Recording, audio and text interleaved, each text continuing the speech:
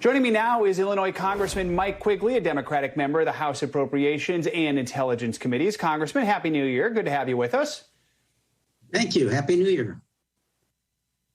Real quick, before we dive into the latest on January 6th, I do want to talk about what we were just talking about with Mike. What's your sense of how close we are or are not to the brink when it comes to Russia and Ukraine?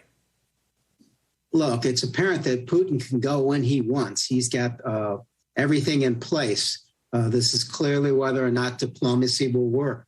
And fundamental to that is how strong our allies are and our relationships with them to stand by us, because we can't do this unilaterally.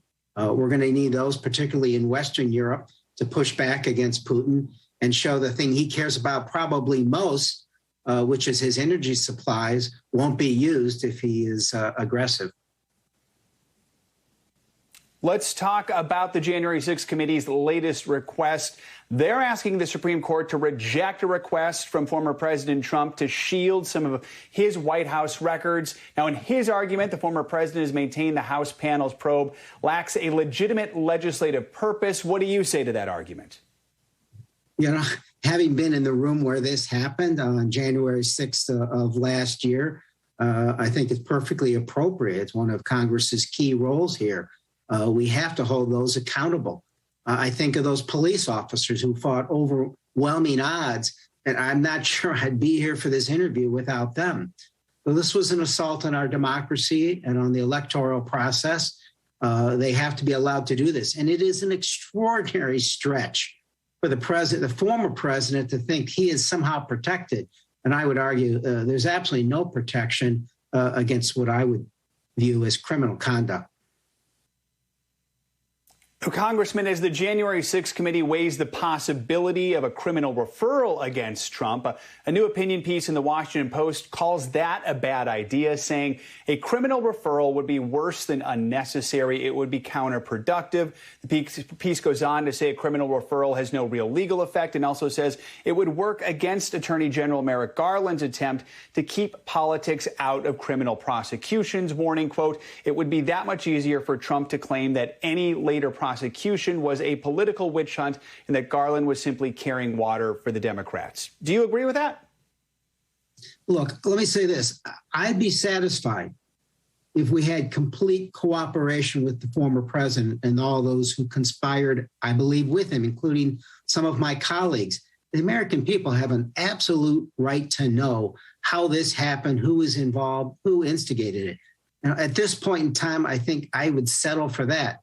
But it's hard to ignore the fact that the former president of the United States instigated an assault on the citadel of our democracy and tried to overturn a lawful election. If we at least don't have some accountability, our democracy being very fragile, something like this could happen again.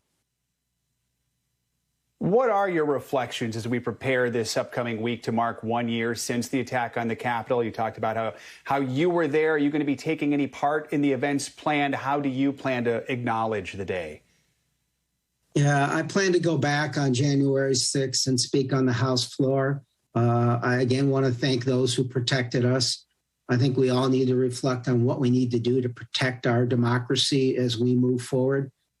And I think on January 6th, my colleagues and the staff that were there were extraordinary, right? As I walked away, as we escaped, I was walking with two of my colleagues, Ms. Jayapal and Mr. Schneider, and she was walking with a cane because of a surgery. And as we walked away, she, as quickly as we could, she was upset because she thought her slowness would allow them to catch up. Brad Schneider heard this, and he walked on one side, I walked on the other, and Brad said, well, then we'll all walk together. So I think there was a lot of courage shown there, and the fact that all of the members were willing to go back and finish the job to protect our Constitution and move forward, that was quite moving. But finally, look, the fact that while we were waiting, I said, what does it say to the rest of the world? That I'm waiting for the National Guard so I can go back and vote on the peaceful transfer of power. I think that'll stay with us for a long time. We have a lot of work to do.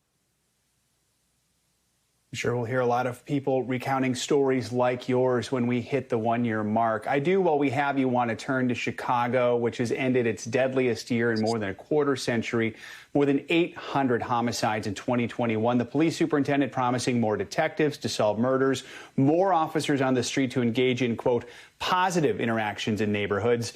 What do you make of this spike in violence and how it's being handled? And do you think in 2022, Democrats in cities grappling with crime will need to change their messaging at all on policing?